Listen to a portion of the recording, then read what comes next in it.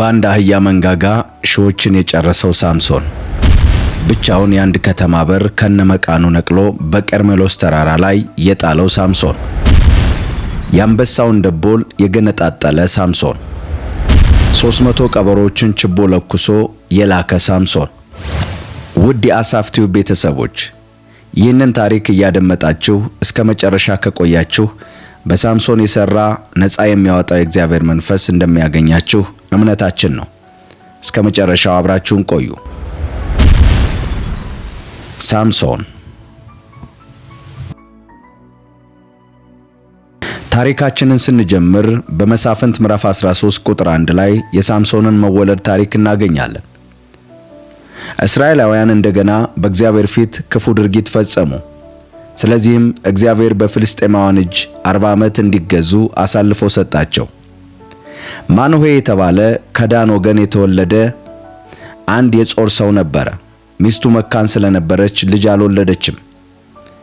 የእግዚአብሔር መልአክ ለሴቲቱ ተገልጦ እንዲህ አላት፣ እነሆ አንቺ መካን ነሽ፣ ልጅም ትወልጃለሽ። ነገር ግን ትጸንሻለሽ፣ ወንድ ልጅም ትወልጃለሽ። እንዲህም ተጠንቀቂ፣ የወይን ጠጅም ሆነ ሌላ የሚያሰክር መጠጥ አትጠጪ፣ ርኩስ ነገርም አትንኪ፣ እንዲሁም አትብዪ አላት። ምክንያቱም ትጸንሻለሽ፣ ወንድ ልጅም ትወልጃለሽ፣ በራሱ ላይ ምላጭ አያርፍበትም። ልጁ ከእናቱ ማኅፀን ጀምሮ ናዝራዊ በመሆን ለእግዚአብሔር የተለየ ይሆናልና እስራኤልን ከፍልስጤማውያን እጅ መታደግ ይጀምራል። ከዛም ሴቲቱ ወደ ባሏ ሄዳ እንዲህ አለችው፣ የእግዚአብሔር ሰው ወደ እኔ መጣ። የእግዚአብሔር መልአክ የሚመስልና እጅግ የሚያስደነግጥ ነበር። ከየት እንደመጣ አልጠየቅሁትም፣ እርሱም ስሙን አልነገረኝም። ነገር ግን ትጸንሻለሽ፣ ወንድ ልጅም ትወልጃለሽ። ስለዚህ ከእንግዲህ ወዲያ የወይን ጠጅ ሆነ ሌላ የሚያሰክር መጠጥ አትጠጪ አለኝ። ርኩስ ነገርም አትንኪ። ልጁም ከእናቱ ማኅፀን ጀምሮ እስኪሞት ድረስ ናዝራዊ በመሆን ለእግዚአብሔር የተለየ ይሆናል ብሎኛል አለችው። ከዚያም ማኑሄ ጌታ ሆይ የሚወለደውን ልጅ እንዴት አድርገን ማሳደግ እንዳለብን እንዲያስተምረን ያ ወደኛ የላከው የእግዚአብሔር ሰው እንደገና እንዲመጣ ታደርግ ዘንድ እለምንሃለሁ ብሎ ወደ እግዚአብሔር ጸለየ። እግዚአብሔርም የማኑሄን ጸሎት ሰማ። የእግዚአብሔር መልአክ ሴቲቱ በእርሻ ውስጥ ሳለች ተገለጠላት። በዚህ ጊዜ ግን ባሏ ማኑሄ አብሯት አልነበረም። እርሷም ለባሏ ለመንገር ፈጥና በመሄድ ባለፈ ጊዜ የተገለጠልኝ ሰው ዛሬም ተገለጠልኝ አለችው። ማኑሄም ተነስቶ ሚስቱን ተከተላት። ሰውየውም እንደደረሰም ከሚስቴ ጋር ተነጋግረህ የነበርከው አንተ ነህን ሲል ጠየቀው። እርሱም አዎን እኔ ነኝ አለው። ማኑሄም ያልኸው በሚፈጸምበት ጊዜ የልጁ ሕይወት የሚመራው እንዴት ነው? እኛስ ምን ማድረግ አለብን ሲል ጠየቀው። የእግዚአብሔር መልአክ እንዲህ አለው፣ ሚስትህ ከነገርኋት ሁሉ ታድርግ። ከወይን ተክል የሚገኝ ማንኛውንም ነገር አትብላ። የወይን ጠጅም ሆነ ሌላ የሚያሰክር መጠጥ አትጠጣ። ርኩስ ነገር አትብላ። ያዘዝኳትንም ሁሉ ታድርግ አለው። ከዚያም ማኑሄ የእግዚአብሔርን መልአክ የፍየል ጠቦት አርደን እስክናዘጋጅልህ ድረስ እባክህ ቆይ አለው። የእግዚአብሔር መልአክ የግድ ብታቆየኝ እንኳ የምታቀርበው ማንኛውም ምግብ አልበላም፣ ነገር ግን የሚቃጠል መስዋዕት የምታዘጋጅ ከሆነ እርሱን ለእግዚአብሔር አቅርበው አለው። የሚነጋገረው እግዚአብሔር መልአክ መሆኑን አላወቀም ነበር። ማኑሄ የእግዚአብሔር መልአክ የተናገርከው ሲፈጸም እንድናከብርህ ስምህ ማን ነው በማለት ጠየቀው። እርሱም ስሜ ድንቅ ስለሆነ ለምን ትጠይቀኛለህ አለው። ማኑሄም የፍየሉን ጠቦት የእህሉን ቁርባን ጋር ወስዶ በዓለት ላይ ለእግዚአብሔር ሰዋው። ማኑሄና ሚስቱ እያዩ እግዚአብሔር አስደናቂ ነገር አደረገ። ይኸውም የእሳቱ ነበልባል ከመሠዊያው ወደ ሰማይ ሲወጣ የእግዚአብሔር መልአክ በነበልባሉ ውስጥ አረገ። ማኑሄና ሚስቱ ይህንን ሲመለከቱ በግንባራቸው መሬት ላይ ተደፉ። የእግዚአብሔር መልአክ ለማኑሄና ለሚስቱ ዳግመኛ ባለመገለጡ ቀደም ሲል የተገለጠላቸው የእግዚአብሔር መልአክ መሆኑን ማኑሄ አወቀ። ሚስቱንም እግዚአብሔርን ስላየን ያለ ጥርጥር እንሞታለን አላት። ሚስቱ ግን መልሳ እንዲህ አለችው፣ እግዚአብሔር ሊገለን ቢፈልግ ኖሮ የሚቃጠለውን መስዋዕትና የእህሉን ቁርባን ከእጃችን ባልተቀበለን፣ ደግሞም ይህንን ነገር ሁሉ ባላሳየንና እንዲህ ያለውን ነገር በዚህ ጊዜ ባልነገረን ነበር አለችው።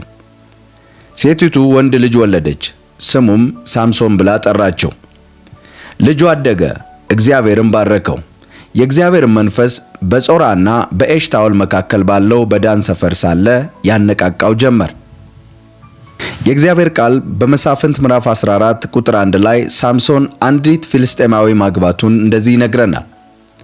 ሳምሶን ወደ ተምናን ወረደ፣ እዚያም አንዲት ወጣት ፍልስጤማዊ ታየ።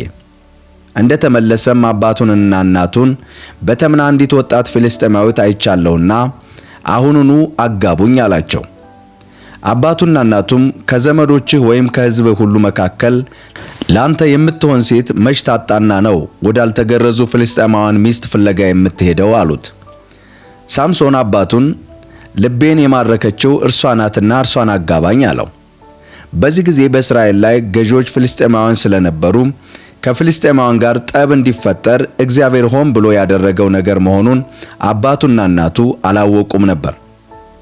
ከዛም ሳምሶን ከአባቱና ከእናቱ ጋር ወደ ተምናን ወረደ። በዛም ከአንድ የወይን አትክልት ቦታ እንደደረሰ ድንገት አንድ የአንበሳ ደቦል እያገሳ መጣ። በዚህ ጊዜ የእግዚአብሔር መንፈስ በኃይል ወረደበት። ስለዚህ የፍየል ጠቦት እንደሚገነጣጥል አንበሳውን ያለምንም መሳሪያ በባዶ እጁ ገነጣጠለው። ያደረገውን ግን ለአባቱም ሆነ ለእናቱ አልነገራቸውም ነበር። ወደ ሴቲቱም ወረደ፣ ከእርሷም ጋር ተነጋገረ፣ እጅግም ወደዳት። ከጥቂት ቀን በኋላ ሊያገባት ተመለሰ። የአንበሳውንም በድን ለማየት ከመንገድ ዘወር አለ። በበድኑም ውስጥ የንብ መንጋ ሰፍሮ ተመለከተ፣ ማርም ነበረበት። ሳምሶንም ከዚያ በእጁ ወስዶ መንገድ ለመንገድ እየበላ ሄደ። ከወላጆቹም ጋር እንደተገናኘ ከማሩ ሰጣቸው፣ እነርሱም በሉ። ነገር ግን ማሩን የወሰደው ከአንበሳ በድን መሆኑን አልነገራቸውም ነበር። የሳምሶን አባት ልጅቱን ሊያይ ወረደ። ሳምሶንም በነበረው የሙሽራ ወግ መሰረት በዛ ግብዣ አደረገ። እርሱም ለፍልስጤማውያን በታየ ጊዜ 30 አጃቢዎች ሰጡት። ሳምሶን እንዲህ አላቸው፣ አንድ እንቆቅልሽ እነግራችኋለሁ። ታዲያ ፍቺውን በሰርጉ በዓል 7 ቀኖች ውስጥ ከሰጣችሁኝ 30 የቀጭን ፈትል በፍታ ቀሚስና 30 የክት ልብስ እሰጣችኋለሁ አላቸው። እንቆቅልሹን ካልፈታችሁ ግን 30 የቀጭን ፈትል በፍታ ቀሚስና 30 የክት ልብስ እናንተ ትሰጡኛላችሁ። እነርሱም በል እንቆቅልሽህን ንገረንና እንስማው አሉት። ሳምሶንም ከበላተኛ መብል ከብርቱ ጣፋጭ ነገር ወጣ አላቸው። እነርሱም እስከ 3 ቀን ድረስ እንቆቅልሹን መፍታት አልቻሉም ነበር።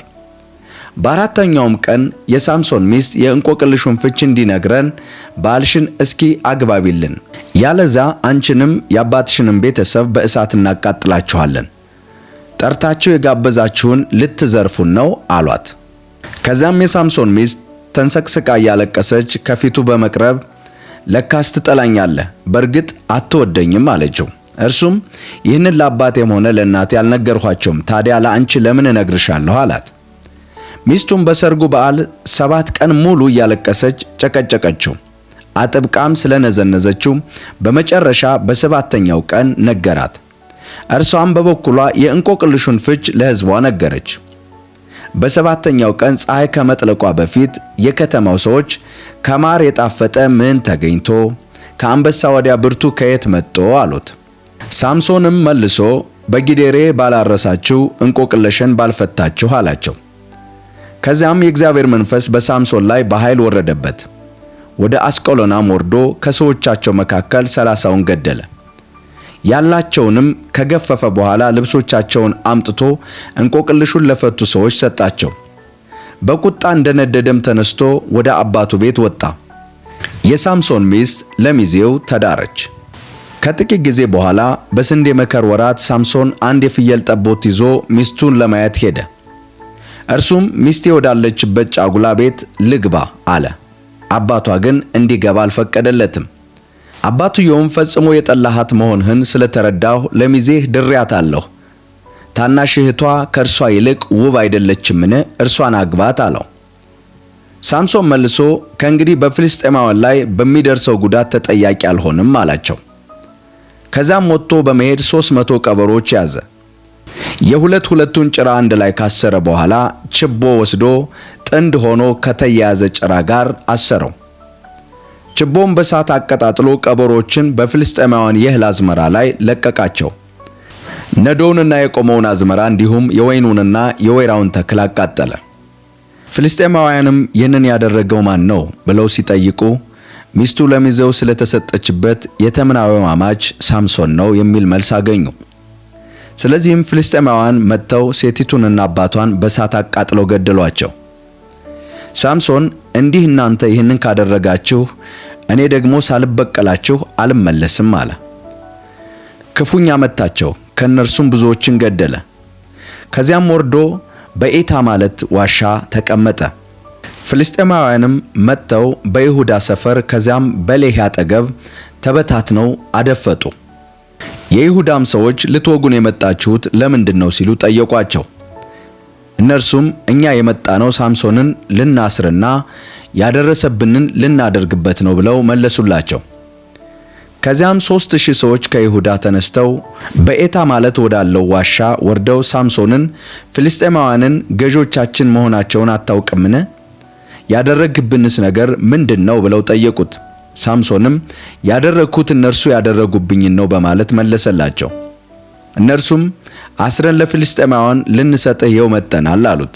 ሳምሶንም እናንተ ራሳችሁ ላትገሉኝ ማሉልኝ አላቸው። እነርሱም አስረን ብቻ ለእነርሱ አሳልፈን እንሰጥሃለን እንጂ ራሳችን አንገድልህም አሉት። ከዚያም በሁለት አዳዲስ ገመድ አስረው ከዓለት ዋሻ ወጡት። ሳምሶን ሌሒ እንደደረሰ ፍልስጤማውያን እየጮኹ ወደ እርሱ መጡ። በዚህ ጊዜ የእግዚአብሔር መንፈስ በሳምሶን ላይ በኃይል ወረደበት። እጆችን የታሰረበትን ገመድ እሳት ውስጥ እንደገባ የተልባ እግር ፈትል ሆኖ ከእጆቹ ላይ ወደቀ። ከዚያም በቅርቡ የሞተ የአንድ የአህያ መንጋጋ አይቶ ከመሬት አነሳ። በዚያም 1000 ሰው ገደለ። ሳምሶንም በአንድ አህያ መንጋጋ 1000 ሰው ዘራሪ፣ በአንድ አህያ መንጋጋ 1000 ሬሳ አነባባሪ ብሎ ፎከረ። ይህን ተናግሮ እንዳበቃ የአህያውን መንጋጋ ከእጁ ወዲያ ወረወረው። የዚያም ቦታ ስም ራማት ሌሒ ብሎ ጠራው። እጅግ ተጠምቶ ስለነበር እነሆ ለአገልጋይህ ይህ ታላቅ ድል አጎናጽፈሃል። ታዲያ አሁን በውሃ ጥም ልሙት? እንዴትስ በእነዚህ ባልተገረዙ ፍልስጤማውያን እጅ ልውደቅ? በማለት ወደ እግዚአብሔር ጮኸ። እግዚአብሔርም በሌሒ ዓለት ሰነጠቀለት፣ ከዛም ውሃ ወጣ። ሳምሶንም ያንን ሲጠጣ በረታ፣ መንፈሱም ታደሰ። ስለዚህ ያ ምንጭ ዓይነ ሐቆሬ ተባለ። እስከ ዛሬ ድረስ በዛ በሌሒ ይገኛል። ሳምሶን በፍልስጤማውያን ዘመን በእስራኤል ላይ ለ20 ዓመታት ፈራጅ ሆነ። በመሳፍንት ምዕራፍ 16 ቁጥር 1 ጀምሮ ስለ ሳምሶንና ስለ ደሊላ ታሪክ እናገኛለን። አንድ ቀን ሳምሶን ወደ ጋዛ ሄደ። እዚያም አንዲት ዝሙት አዳሪ አየ። አብሯትም ለማደር ገባ። የጋዛም ሰዎች ሳምሶን እዚህ ነው የሚል ወሬ ደረሳቸው። ስለዚህም ሰዎቹ ቦታውን ከበው ሌሊቱን በሙሉ በከተማይቱ ቅጥር በር ላይ አድፍጠው ጠበቁት። በማለዳ እንገለዋለን በማለት በሌሊት በሙሉ እንዳደፈጡ አደሩ። ነገር ግን ሳምሶን እዛ የተኛው እስከ እኩለ ሌሊት ብቻ ነበር። ተነስቶም የከተማይቱን ቅጥር በር ከሁለት መቃኖች ጋር በመወርወሪያውና በማያያዣው ጭምር በሙሉ ነቅሎ በትከሻው ላይ ካደረገ በኋላ በኬብሮን ፊት ለፊት እስካለው ኮረብታ ጫፍ ድረስ ተሸክሞት ወጣ። በቀርሜሎስ ተራራ ላይም ጣለው። ከጥቂት ጊዜም በኋላ ሳምሶን በሶሬቅ ሸለቆ የምትኖር ደሊላ የምትባል አንዲት ሴት ወደደ። የፍልስጤማውያን ገዦች ወደ እርሷ ወርደው እርሱን አስረን በቁጥጥራችን ስር በማዋል ልናሸንፈው እንዴት እንደምንችልና የብርታቱ ታላቅነት ምስጢር ምን እንደሆነ እንዲያሳይሽ እስኪ አግባቢልን አሏት። ይህን ካደረግሽ እያንዳንዳችን 1100 ሰቅል ጥሬ ብር እንሰጥሻለን አሏት። ስለዚህ ደሊላ ሳምሶንን የብርታት ታላቅነት ምስጢርና ታስረህ በቁጥጥር ስር የምትውለው እንዴት ነው? እነሆ እባክህ ንገረኝ አለችው። ሳምሶንም ማንም ባልደረቀ 7 እርጥብ ጠፍር ቢያስረኝ እንደማንኛውም ሰው ደካማ ሆናለሁ አላት።